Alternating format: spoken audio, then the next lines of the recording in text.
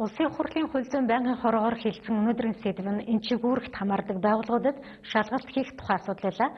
Хэлийн цэрэг шүүхийн шийдвэр гүйцэтгэх газар цагдаа прокурор гээд ажлын хэсэг гаргаж шалгалт хийх тухайд гишүүд байр суурь илэрхийлсэн. Хууль зүйн байнгын хорооны гишүүд энэ саналыг гаргасан байна. Улсын хурлын нэг үүрэг нь хуулийн хэрэгжилтэнд хяналт тавих.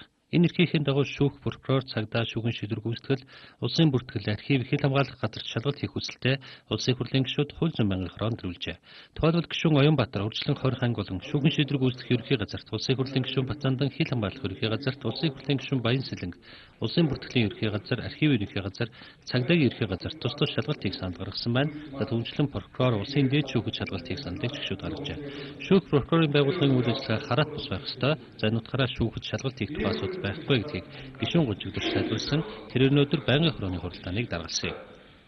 Эрх мэдэл салбарын хуваарлах зарчмын дагуу бол цагдаагийн байгууллага дээр л асуудлыг хасвас шүүх прокурор дээр хурлаас хяналт шалгалтын нэг ер нь бол өнөөдөр ингээд энэ Монголын нийгэмд чинь бас нэг ийм юм яваад байна шүү дээ. Яагаад нэг намыг одоо хяндгийн шалгадгийн ер нь хууль хяналтын байгууллагад нэг намд илүү үйлчлээд байна уугүй юу?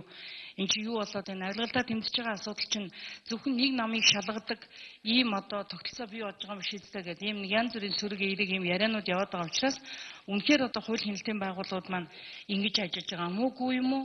Энд нь бас нэг хариулт өгөх зорилготой бас хууль зүйн байнгын хороо иймэрхүү ажил хийх нь бол илүү би зөв байх гэж бодож байгаа. Өнгөтэй хүмүүсийг ангуучилж байна гэдэг нь байдаг тэр нам замны хамаагүй асуудал. Иймэрхүү асуудал гомдлууд байж байгаа учраас энийг хянах ёстой маа нэг ажлын хэсэгтэн дээр гараад ажиллах зүйтэй. Хяналтын чигүүргээ саяны агуулгаар бол бид нэр томьёолч болохгүй, тэрнийг ярьж болохгүй. Тэр бол бидний хийдэг ажил шиг. Цагдаагийн гүйцэтгэх эрхмэллийн хүрээнд багтаж байгаа тэр байгууллага дээр бол бидний улсын хурлын хяналт шалгалтын ажлууд явагдана. А зөвхөн шүүхтэр бол бид нэр статистик мэдээллийг бол бүрэн нээлттэй авч болно тийм ээ.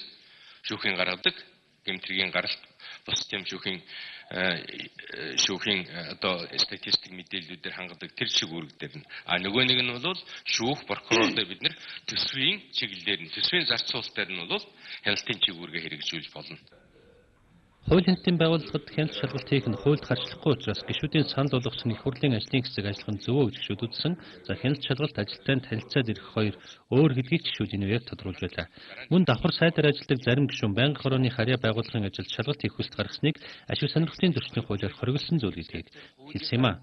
Гишүүдийн гаргасан саналыг нэгтгэж бүлэгчлэх замаар ажлын хэсэг байгуулж хяналт шалгалтын ажлыг зохион байгуулъя. Гэхдээ эхлээд өдөртөмжөө маш нарийн тодорхойгоор яаж байнгын хороо шийдсэн.